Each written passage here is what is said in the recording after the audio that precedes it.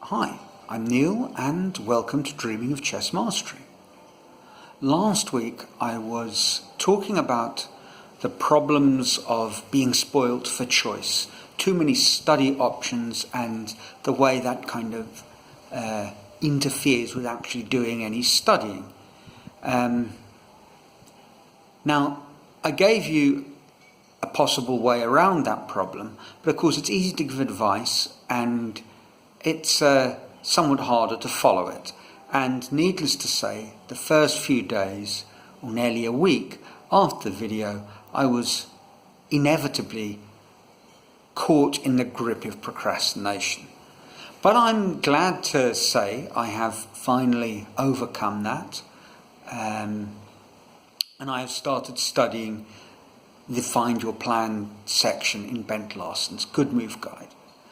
I've included a link to a blog post I wrote about the first exercise, but things are going well.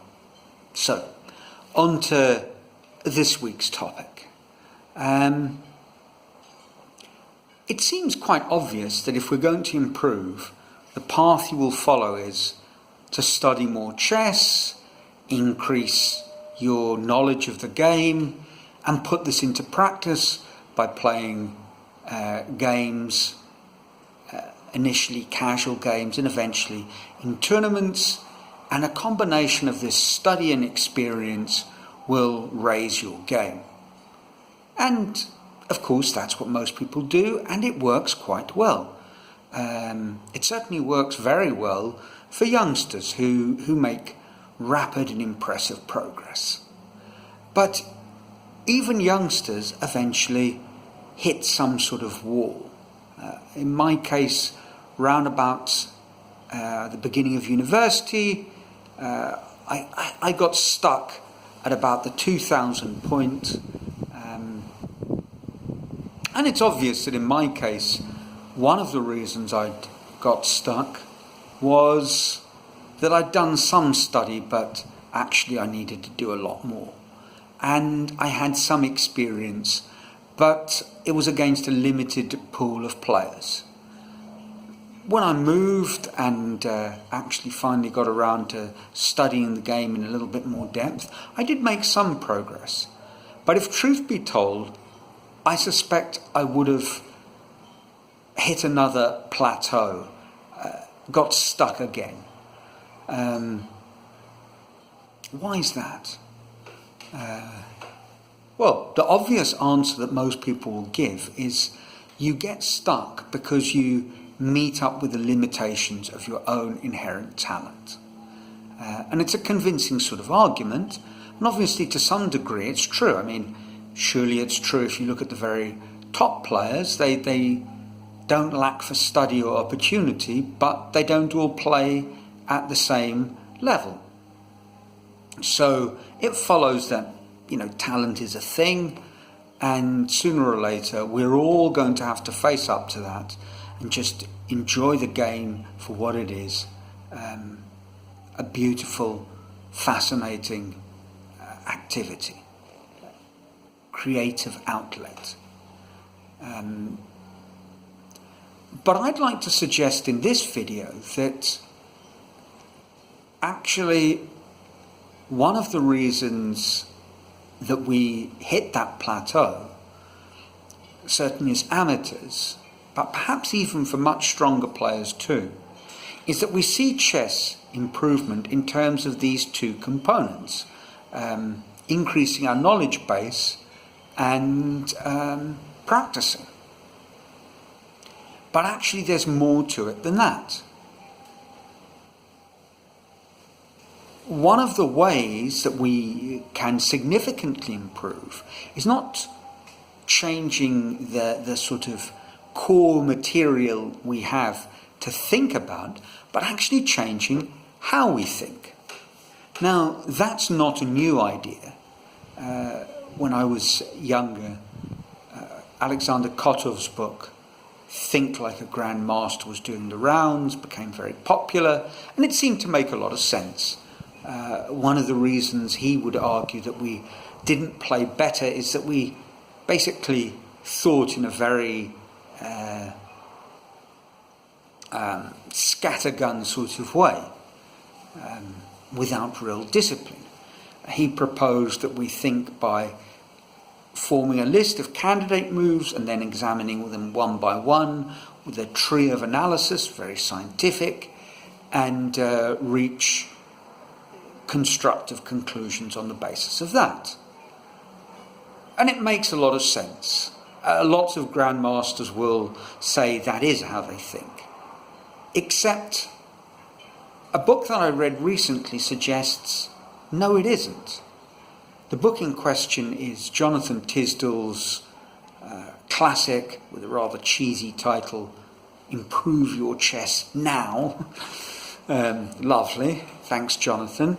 But it's a really brilliant book, and he argues strongly that grandmasters don't think like that. They partly think like that, but there's other ways they think too. And I'm not going to go into too much detail about the book now. I'll save that for another video. But he suggests that we have to tap into other thinking modes if we're going to actually have any real success. Another book that I've been reading, which gives a fascinating insight into perhaps the psychology, philosophy of our thinking, is Jonathan Rowson's The 7 Deadly Sins of Chess. And he picks apart a lot of the problems that we have that lead to us going astray in our thinking during a game. And this is very, very interesting to me.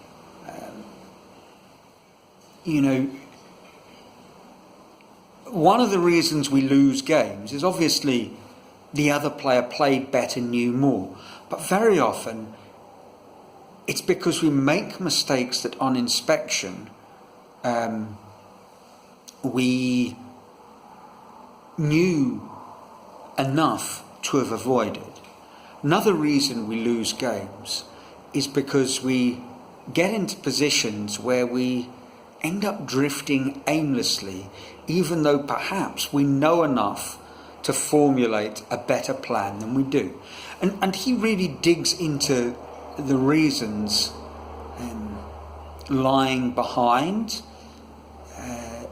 the various pitfalls of thinking. He neatly ties it in to the 7 capital sins, or whatever they are. Lust and greed and the rest of them. Anger. This is not a theological video, so I'll spare you the rest.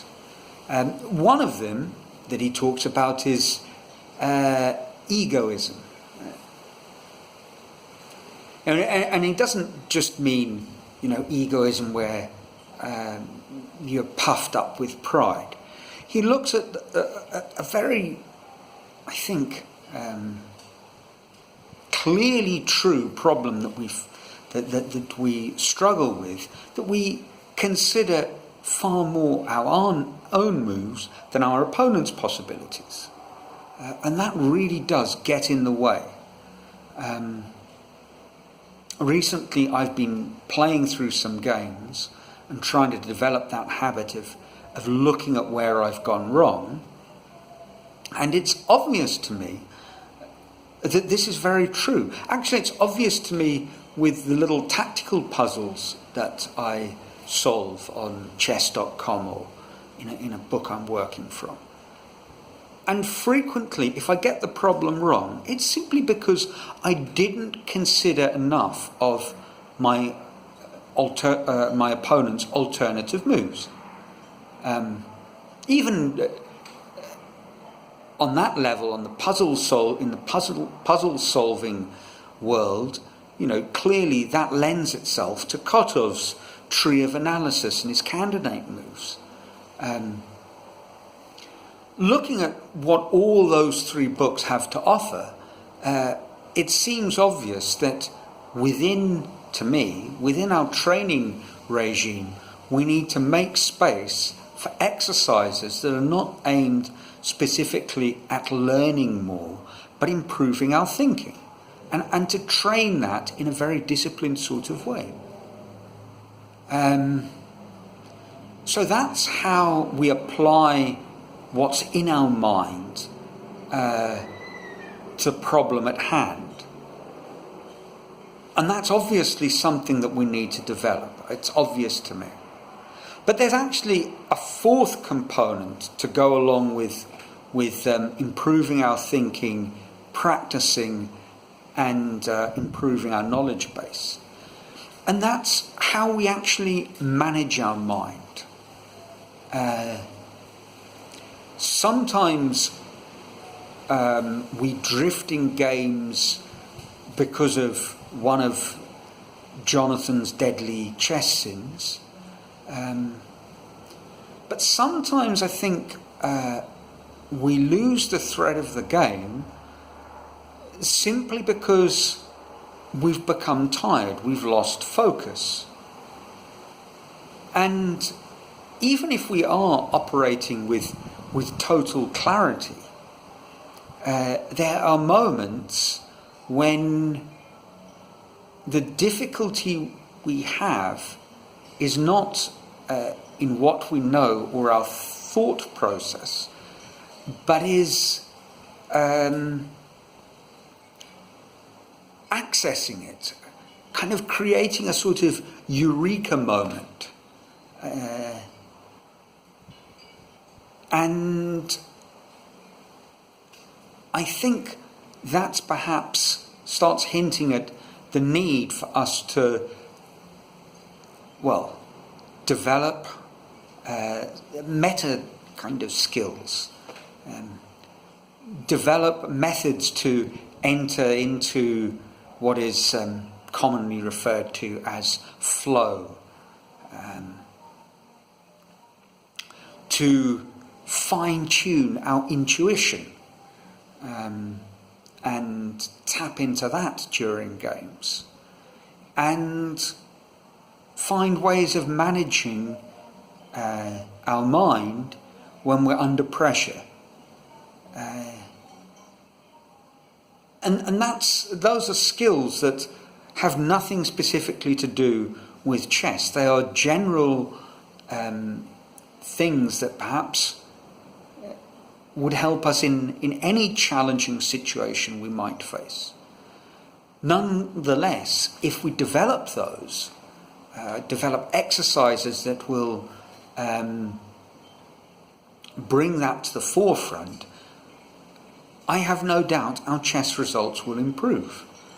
A calmer me, a me more in touch with his intuition, a me that was able to channel his thinking, that me, even if I just had the knowledge from my 20s to call upon, and even if I just played in the games that I play now on the rapid play games on chess.com, if I developed that side of me, I believe I would make quite significant improvement. That's not to say that it's easy to do that. Meditating is easier said than done. Working out how to move consciously into a flow state, well, that's a sort of holy grail of thinking. And finding ways to tap into our intuitive knowledge, well, this is the place of extreme creativity. But the fact that these are difficult doesn't change the fact that we need to work on them. We need to build them into our training regime. Obviously, I'm not suggesting at the beginning of our chess journey that is the main area of focus. But it's something we need to be aware of. And as we get closer to our sort of knowledge and practical chess ceiling, perhaps developing those skills will be a way to break through onto another level. And perhaps that's what the very top players have in abundance, way beyond lower level masters. Anyway, that's it for now. Once again, if you fancy a recap, check out my blog post, and as always, I'd love to hear your thoughts. I hope life and chess are treating you well, and until the next video, ciao.